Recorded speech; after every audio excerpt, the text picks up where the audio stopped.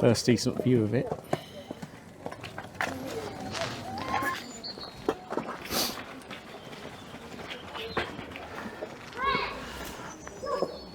It's an impressive cathedral, isn't it? Impressive building again. But I suppose it's something that you would expect in the old capital of England. Well, yeah, it's got to be a statement piece, hasn't it? Yes. But then you got Salisbury Cathedral not too far away. Yeah.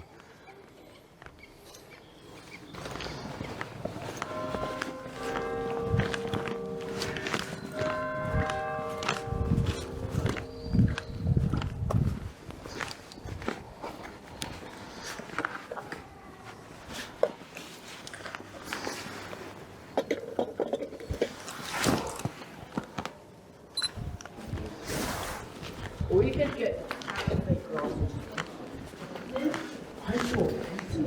make a chance to pay. And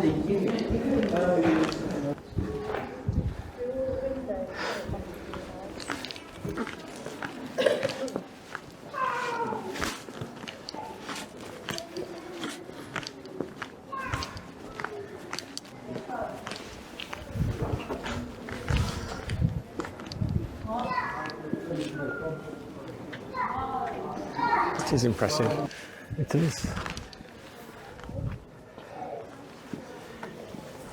It's bigger than you think when you come from that other end. Yeah. Oh, look up there. Old sundial. Oh, yes. If you look there, it looks like there has been bits coming out this way. Yeah, because that looks like an old doorway Yeah. type thing, doesn't it? Yeah. So we came around the back of the church. This is the front. And again, an impressive medieval building, isn't it? It certainly is. And I would say that it's on a par with some of the ones I've seen in France. The big cathedrals in France, yeah. I don't know much about the Winchester Cathedral at all, to be fair. What do I know? What have I read? Well, Windows? yeah, I think it's this window is in pieces, or was in pieces. One of the kings, I can't remember the exact history, but one of the kings demanded that this original stained glass window was smashed because he didn't like effigies of religion showing. It might have been Henry, when dissolution of the Catholic I don't Church. think it was, but I'll have to read that. But the locals were so angered that they came into the cathedral after the window had been smashed, and the window was pieced back together. But obviously, it was in so many pieces that they couldn't get the images correct. So it's now just a mosaic of stained glass. You know that there's a lot of money needed for the upkeep of buildings like this, but we are a little peeved that you have to pay £10 per person to get in.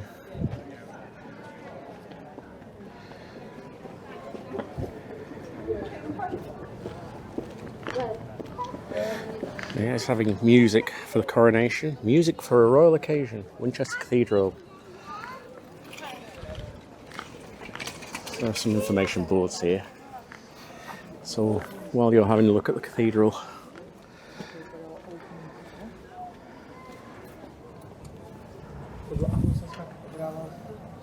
we'll have a read of those.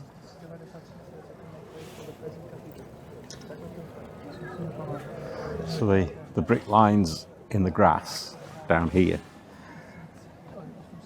mark out the plan of the old Minster, an Anglo-Saxon cathedral, which was demolished in between 1093 and 94 to make way for the present one.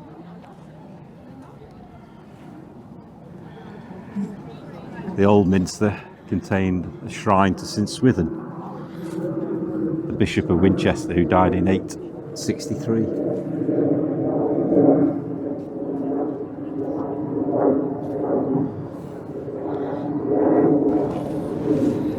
Among the kings buried in Old Minster were Egbert in 839 and Alfred in 899, later moved to the adjacent New Minster. Old Minster was the burial church of King Canute, who died in 1035. And his wife Emma, and their son Harthonut, who died in 1042. Arthur Canute. Arthur Canute. Edward the Confessor was crowned here in 1043. Heck of a lot of history. And William the Conqueror, and after him William Rufus wore his crown. And he wore his crown in Old Minster at Easter every year. They were in England until the monks moved to the new cathedral in 1093.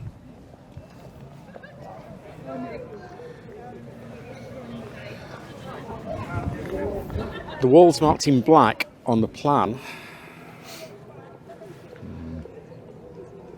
are those of the first church, dedicated to St Peter and St Paul and built by King Kenwal of Wessex in about 648, shortly after his baptism.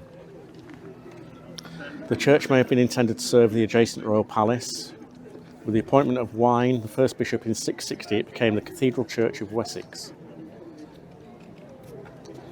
And the Old Minster was a simple cross-shaped building. A detached gate tower dedicated to St Martin was built to the west in the 8th century, and St Swithin was buried in the open between the tower and the west front in 863. Hope it's not going to rain. And well, it only rains. The story is, if it rains on St Swithin's Day, it rains for 40 days, 40 nights. But that only happened because he wanted to be buried out in the open with the common people. And it was sort of a curse. I didn't know that. Yeah, because when his body was moved into the cathedral, this sort of curse came upon, or it rained on the day, and and that's why it's St Swithin's Day. Yeah, so I didn't know that. Yeah, he wanted to be buried out in the open with the common people rather than in a special place in the cathedral.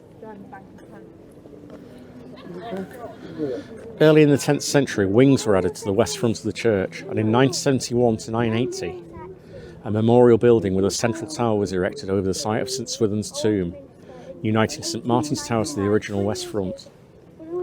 And the east end of the church was completely rebuilt during the next 10 years and dedicated in 992 to 994. And it had apses to the north and south and a great central apse, crowned by a 5-stage tower carrying a golden weathercock.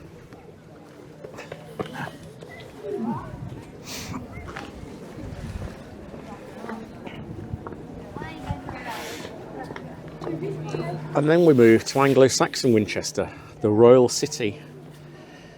King Alfred the Great was buried in Old Minster in 899. 3 years later, his body was moved to New Minster, and later moved again to Hyde Abbey.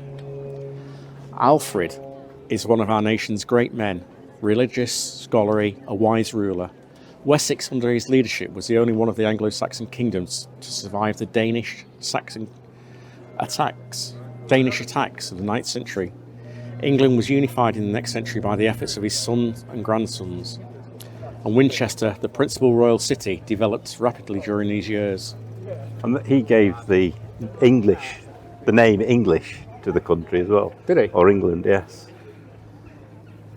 I wish that I'd paid more interest to history at school. I think that's what I read on the statue. You were the same then? Yes.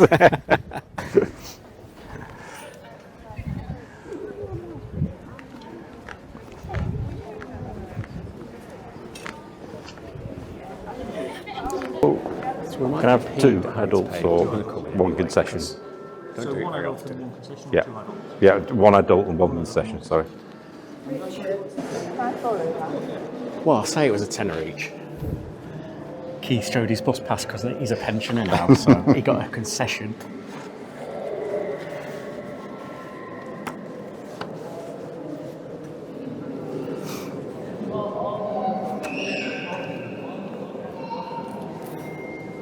this is a remembrance book.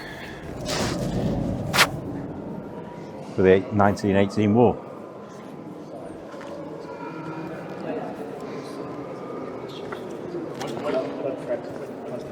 I have to say, I've not been in many cathedrals. I've not been in the ones in London, or apart from Coventry last year. But this is stunning. We say that it's £10 to come in. It's for an annual pass. Yes, Oh, you knew that? I knew that. Yeah. Oh. So this is a window I was saying about when we're outside.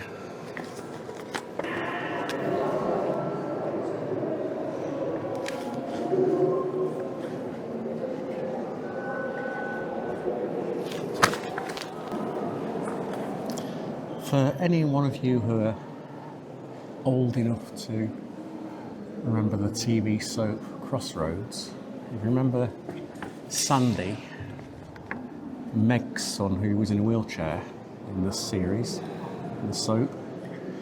He died at a young age, and his funeral was held here. I don't know why it was held here, I just know that it was. It's so ornate. I have found a bit of history about this window. It was destroyed by parliamentary troops during the Civil War, and it was rebuilt in 1660 using the shattered glass from around the cathedral. So there we are. Obviously, over the years, it's had lots of repairs.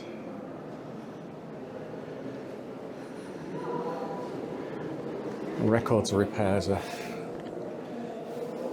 carved into the walls, 1905 to 1912. And this side says record of repairs begun March 1896 and finished December 1898. And some of the costs, total cost of work, £12,670, 10 shillings, 11 pence. But you don't want to hear about repairs, really. You want to hear more about the history, don't you?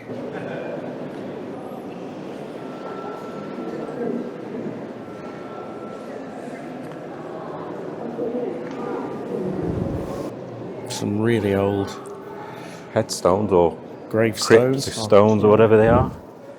And when I say really old, I mean really old. 1692, 1698, 1687, 1701,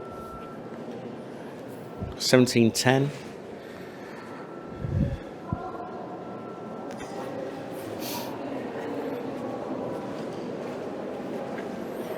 There's so much to see. We'll not do it all, will we? No, probably not.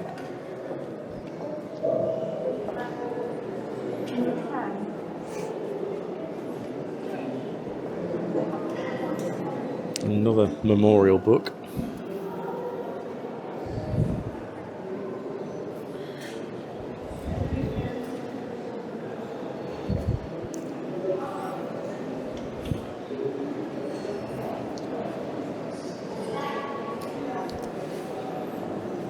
So much to see, as I say, that I'll not be able to show you it all.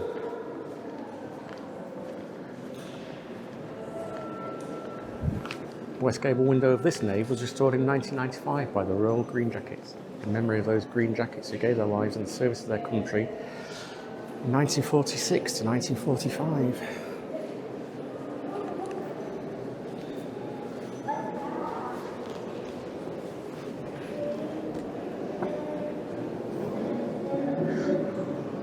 This reminds me of a TV programme. I think it was Ken Follett wrote the book, and then there was a TV series called Pillars of Earth, or Pillars of the Earth, and that was about the building of a cathedral over a number of years, decades. And it just takes me back to that programme and thinking what it must have been like. This is The amount of hours, the amount of people who worked on this. Bishop William Wykeham's. Wickham, is it? Or Wycombe, I would have said. Wickham, yeah. Wykeham's. Bishop of Winchester, 1367 to 1404. Founder of the Winchester College and New College, Oxford. And he's responsible for completing the transformation of the nave. Which was begun by William of Eddington. He became Lord Privy Seal in 1363 and was twice Chancellor of England.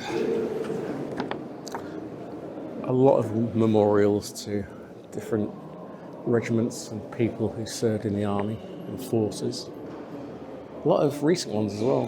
One up here, dedicated on the 3rd of April 92, on the occasion of the incorporation of the Royal Army Pay Corps into Adjutant General's Corps.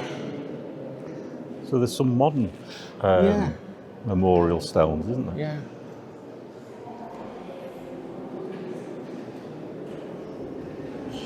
Not just to servicemen as well. I've just seen one that's in memory of Sir Henry Myers Eliot, KCB, third son of John Eliot, Esquire, of Pimlico in the county of Middlesex, formerly Fellow of New College, Oxford. So there's quite a lot of links to Oxford here. I suppose back in the day, as they say, they're the two main cities close together. They're not. We've come through Oxford on the way down to Winchester.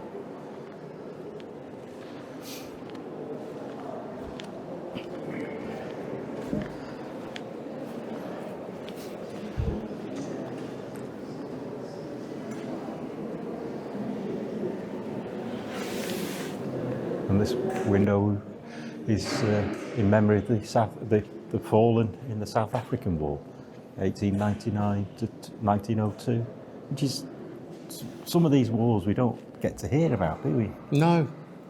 I suppose South African War, was that this sort of Zulu Boer War? No. But like Well, you it might be, say, I don't know. some of these wars we've not heard about. That recent video we did about in Nottingham, I'd never heard of the Opium Wars, to be honest. Chino-Sino Wars. The English Sino Wars. Schools focus on the main wars, don't they? The Great Wars, Second World War. I suppose You hear about the Crimean War and the Boer War. Yeah. But I suppose the South African War, the Zulu Wars and things. Yeah. And the former bishops lie around in little chantry chapels. This one's of Bishop Eddington, Bishop of Westminster, Bishop of Winchester, 1346 to 1366. You can't imagine that when they were alive, they'd think that when they died, people hundreds, sometimes thousands of years later, will be coming and looking at their tombs.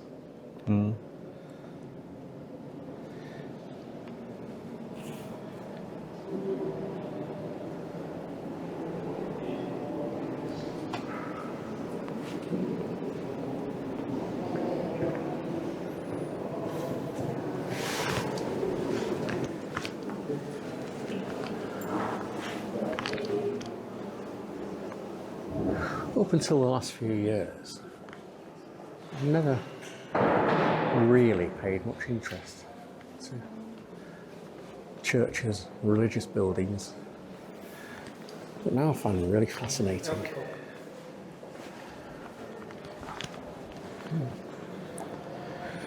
So this is the tower. The Norman Tower. Oh no, the Norman Tower collapsed in 1107. But was rebuilt in the 12th century. It contains a fine ring of 14 bells.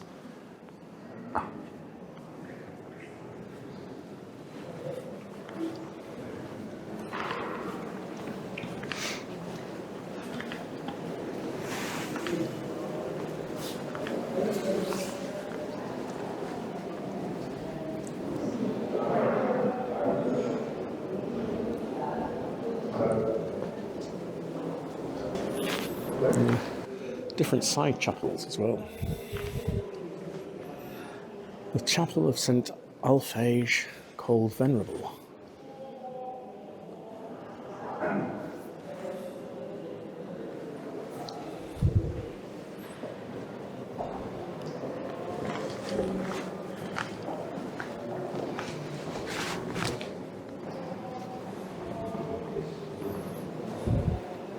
What's the chest?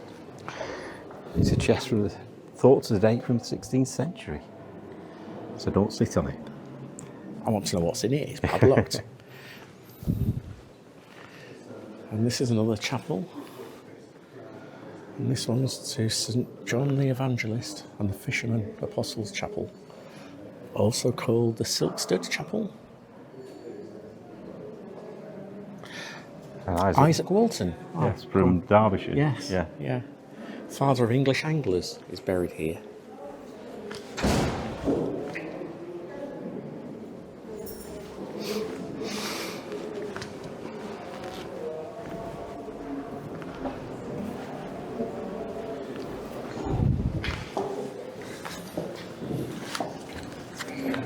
And this is where Isaac Walton resides. Again, not knowing anything about the history of Isaac Walton apart from the name and what he was about. I didn't realise he'd died that long ago. I didn't realise. No. I always had it in my head it was the 1800s. Well, it's at Dovedale, isn't it? The Isaac Walton Hotel. Yeah, and there's a fisherman's lodge, I think, yes, which is dedicated to him somewhere around on the river. That's all. That's the only reason I know Isaac Walton. Yeah, well, I certainly, in my head, it was the 1800s. And this is Modern. ornate carving with a fish.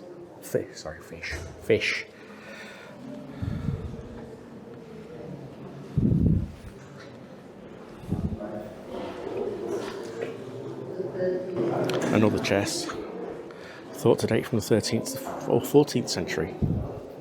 And again, I want to know what's in it.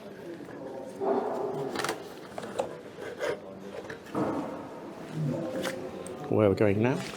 The Kings and Scribes, the Birth of a Nation. That's an exhibition. Hello. Hello. Come in. Thank you. Thank you. This is the Winchester Bible as well. I don't know anything about the Winchester Bible, or me.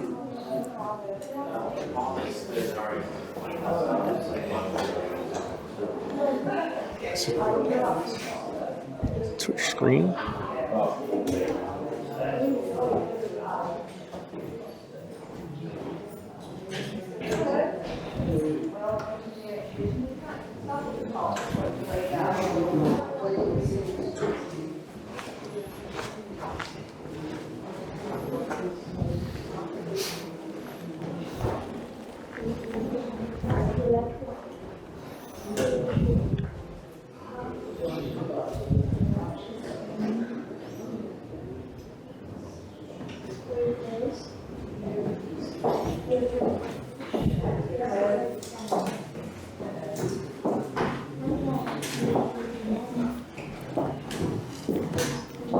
This is the Bible, is it? Yeah.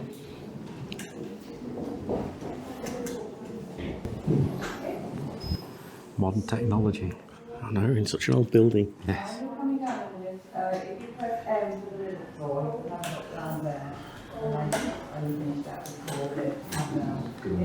I've never heard of the Winchester Bible, I must admit. So the Winchester Bible was commissioned 900 years ago, but it was written here in, they don't really know which part of the monastery, but it was written here. And the different volumes tell different tales. Obviously, so the religious tales. They were written in there. Well, there's a wall painting which is very faded, but yeah, which comes from about 1270, and they think that area was where the Bibles were written. We weren't allowed to go in there filming, so that's why we're not showing you that. And it's really because light He's Yeah. worried about light affecting the pages.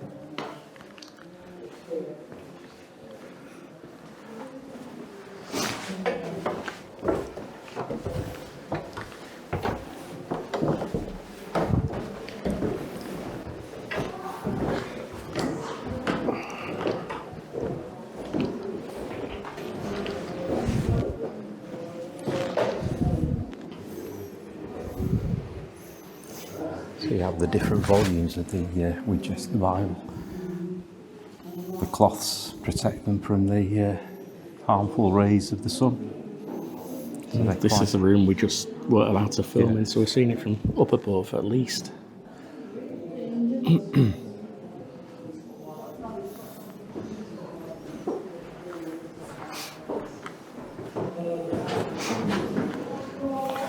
So we're going into St Swithin's Priory now. Yes. For almost 600 years, from the year 964, monks devoted their lives to God in this cathedral and old minster before it. They followed the way of life laid down by St Benedict. They prayed, praised God in song, worked, administered, and served the poor.